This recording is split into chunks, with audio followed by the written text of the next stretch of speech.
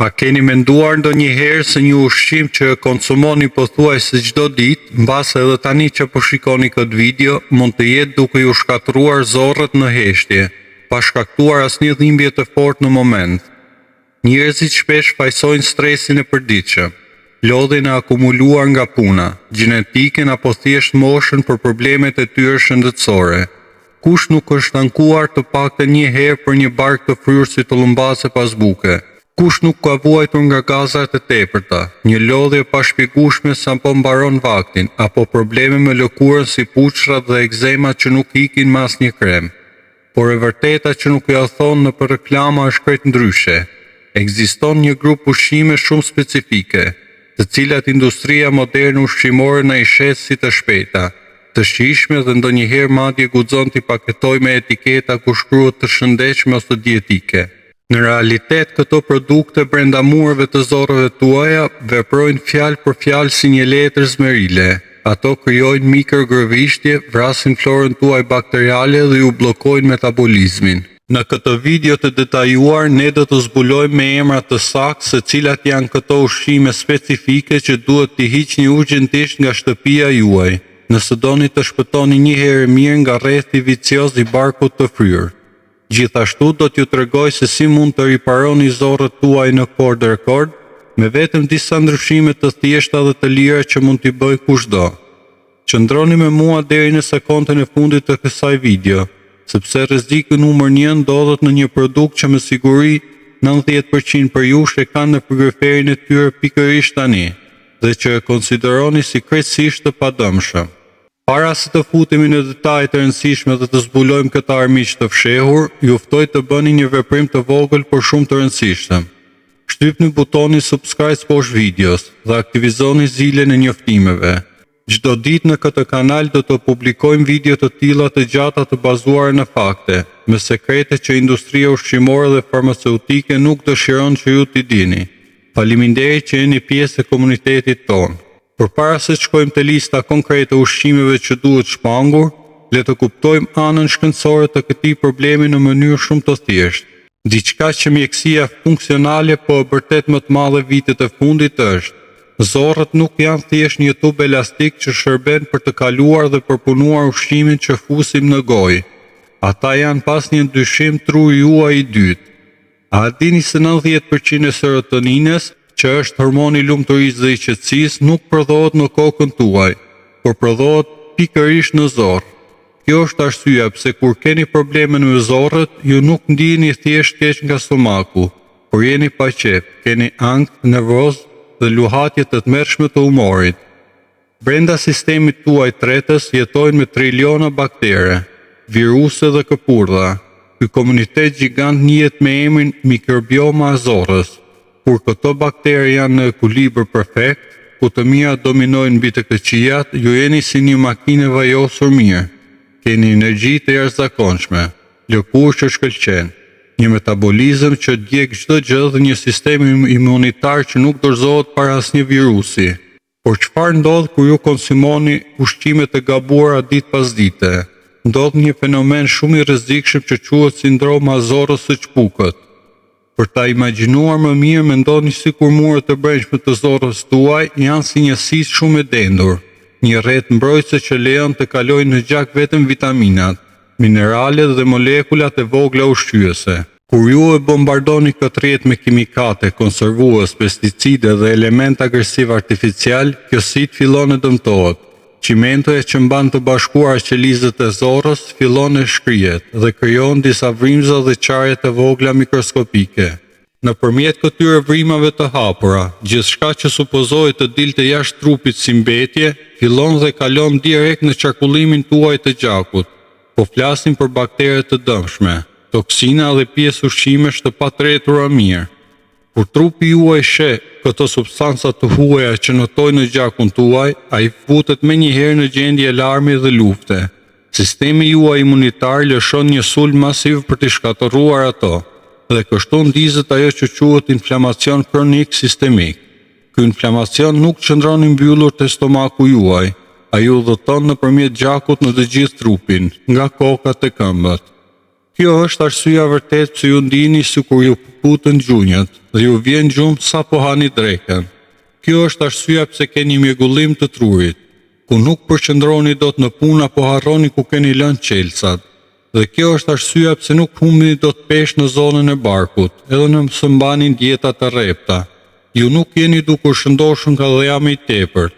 Trupi juaj është thjesht i fryrë, i mbushur me ujë dhe i bllokuar nga ky inflamacion kronik që fillon të zorrët. Tani që e kuptua si funksionon ky mekanizëm, le të flasim me emra krejtësisht konkret.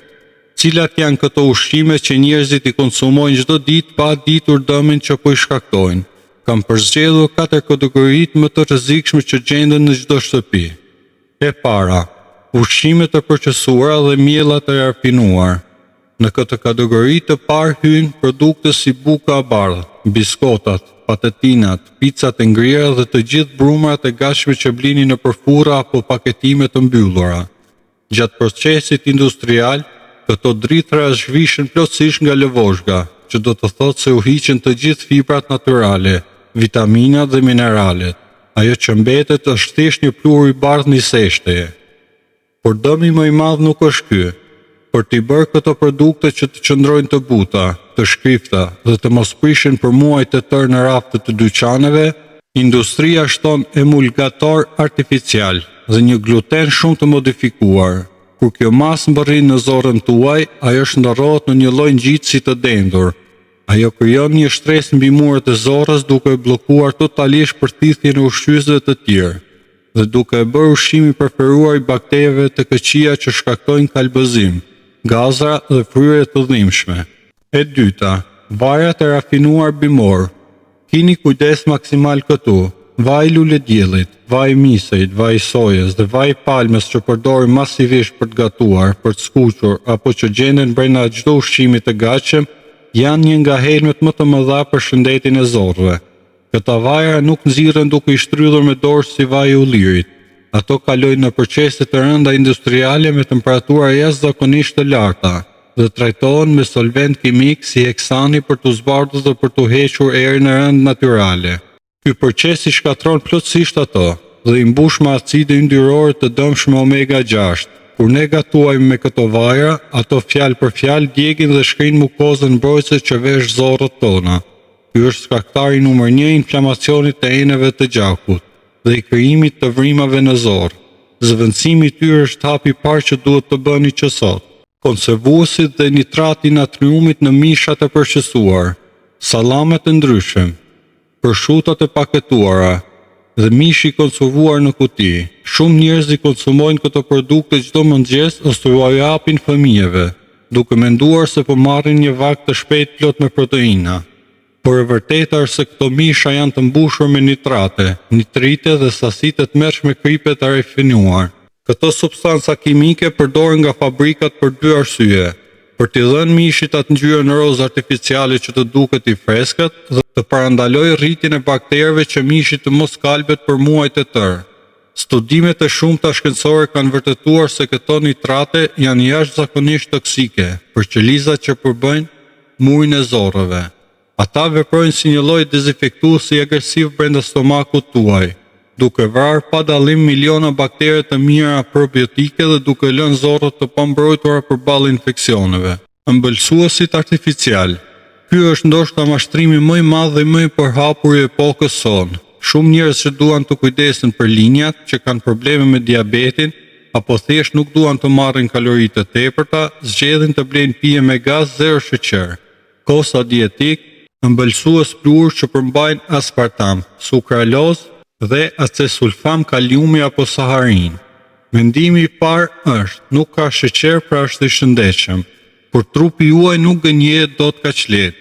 Këta ëmbëlsues artificial janë molekula sintetike që stomaku ynë nuk i njeh dhe nuk i tret dot. Ato kalojnë të paprekura nëpër zorrën e hollë dhe mbërrin në zorrën e trashë. Atje ato veprojnë si një bombë atomike për mikrobiomën. Ato ndryshojnë tërësisht pH-in e zorrës dhe vrasin me miliona baktere të mira brenda pak orësh, duke lejuar rritjen e këpurdhave. Rezultati më njëhershëm, gaza të tmerrshme, dhimbje barku dhe një metabolizëm që ngadalësohet në maksimum. Lajmi i mirë në të gjithë këtë situatë është se qelizat që përbëjnë muret e zorrëve tuaja kanë një aftësi jashtëzakonisht të shpejtë për të rigjeneruar.